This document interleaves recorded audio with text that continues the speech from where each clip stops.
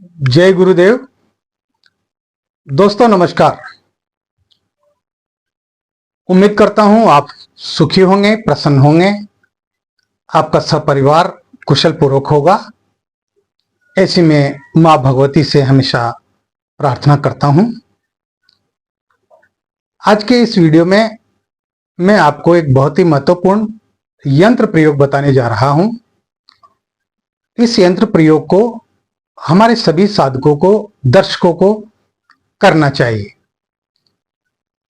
क्या होता है कि हमारे कई सारे काम होते हैं, हमारी जिंदगी में कामों के, कार्यों के अंबार होते हैं और किसी कार्य में सफलता मिल जाती है, लेकिन बहुत सारे ऐसे कार्य होते हैं जिनमें सफलता नहीं मिलती और हम निराश हो जाते हैं। जैसे मान लो आपका मकान बनना है, आपकी इच्छा है कि अच्छा मकान हो, लेकिन उस मकान का योग नहीं बन रहा, आर्थिक व्यवस्था नहीं हो पा रही, या फिर घर में आर्थिक संकट है, या फिर ऐसा भी होता है कि बच्चे की नौकरी नहीं लग रही, बार बार इंटरव्यू दे रहा है, बार बार परीक्षाएं दे रहा है, लेकिन फिर भी नौकरी का कोई योग नहीं बन रहा। या आप कारोबार करते हैं, कोई रोजगार धंधा करते हैं, व्यवसाय करते हैं, आपके व्यवसाय में बढ़ोतरी नहीं हो रही, आपकी दुकान जो है वो ठीक ढंग से नहीं चल रही। ऐसे जिंदगी के अनेकानेक कार्य हैं जिनको गिना नहीं जा सकता, क्योंकि जिंदगी लंबी होती है और हर व्यक्ति की इच्छाएं अनंत होती है, और इच्छाओं के अनंत होने के साथ साथ हमारे कई प्रकार के कार्य होते हैं जो हमें करने पड़ते हैं।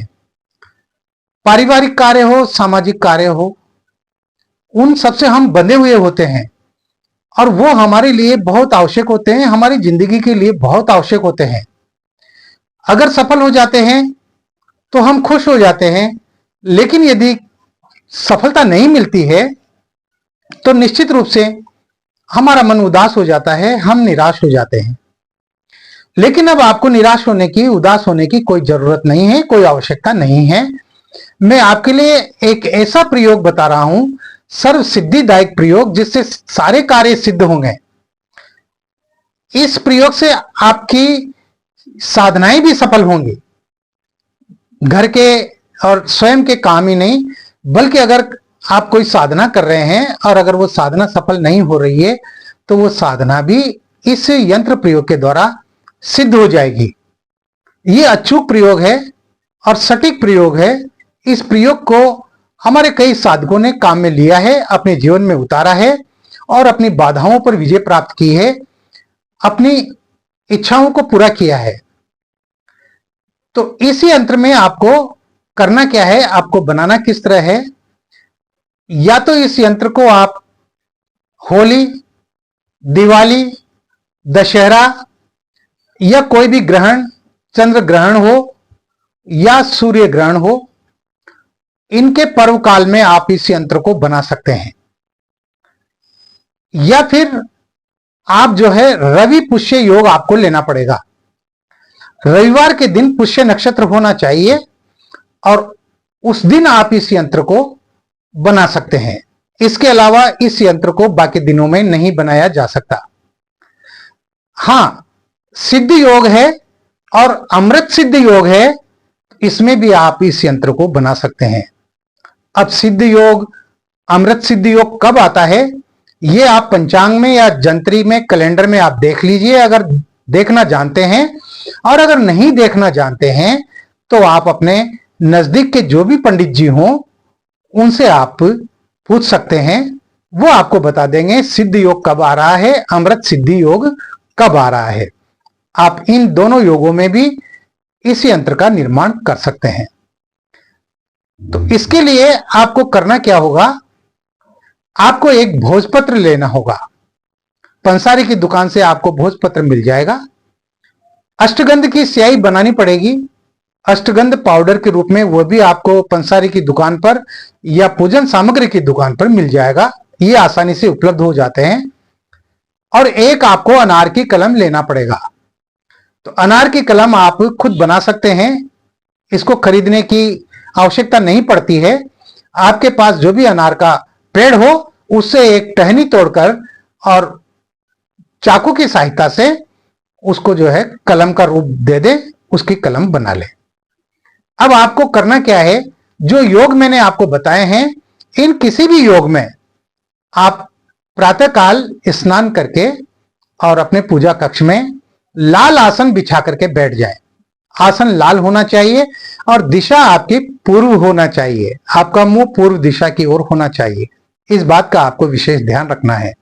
और ये सामग्री पहले से ही इकट्ठी कर ले, तैयार रखें और इन सामग्रियों को लेकर के आप जो है बैठ जाएं। सफेद वस्त्र धारण करें, धुले हुए, साफ होना चाहिए, स्वच्छ होना चाहिए। जब आप आसन पर बैठ जाएं तो उसके बाद आपको भोजपत्र पर अष्टगंध की स्याही से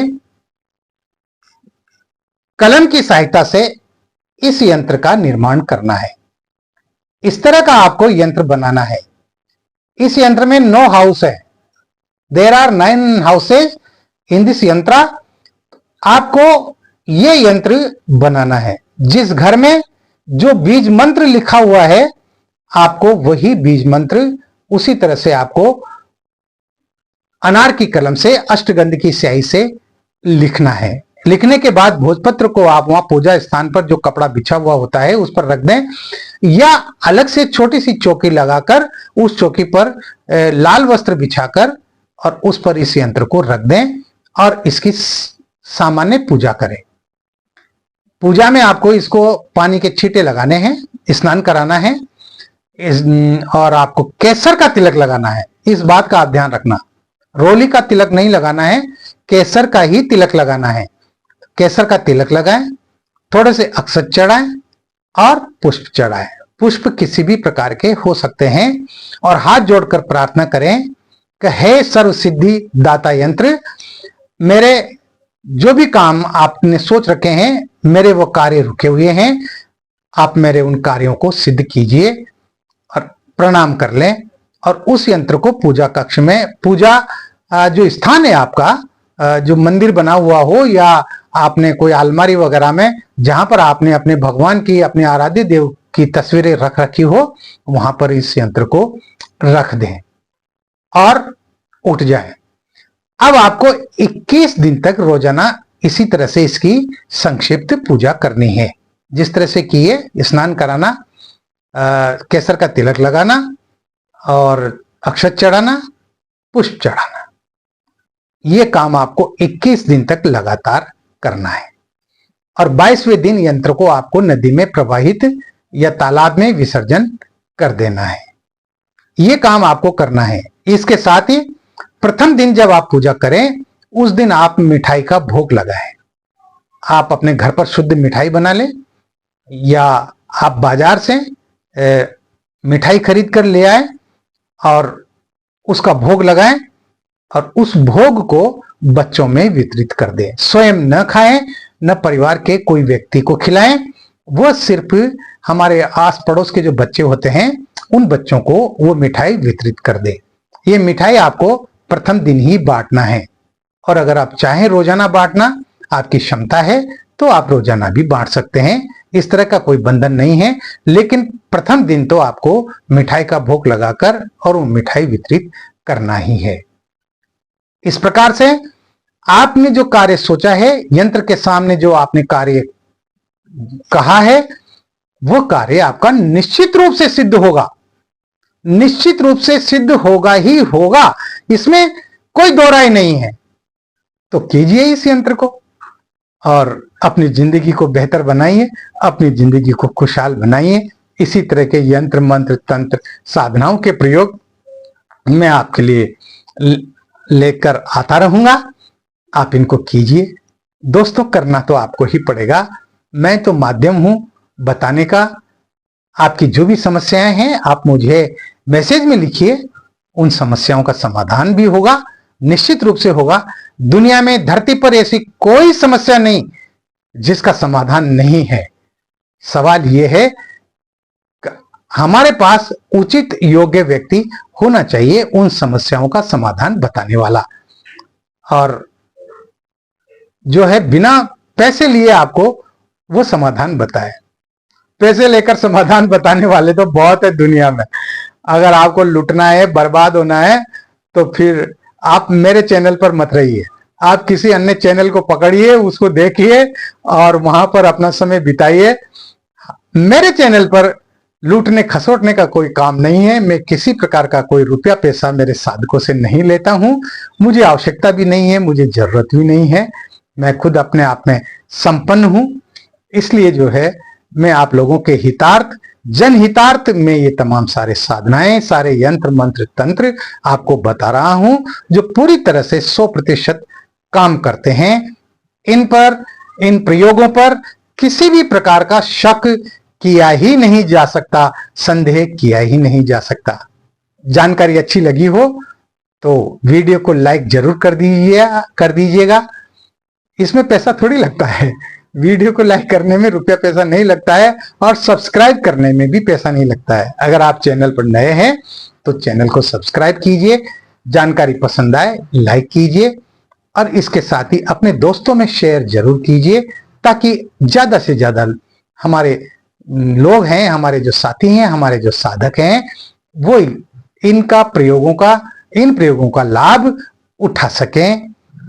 इसके साथ ही आज का ये वीडियो मैं यहीं समाप्त करता हूं। बने रहिए सिद्ध साधनाएं चैनल के साथ, जो आपका है, आपका स्वयं का है, आपका अपना है। आप हंसते रहें, मुस्कुराते रहें, प्रसन्न रहें, अपने परिवार का निर्वहन करते रहें, अपनी जिंदगी में आप अच्छे कर्म करते हुए आगे बढ़ते रहें। ऐसी में आप सबके लिए मां भगवती से प्रार्थना करता हूं, दुआ करता हूं। जय गुरुदेव।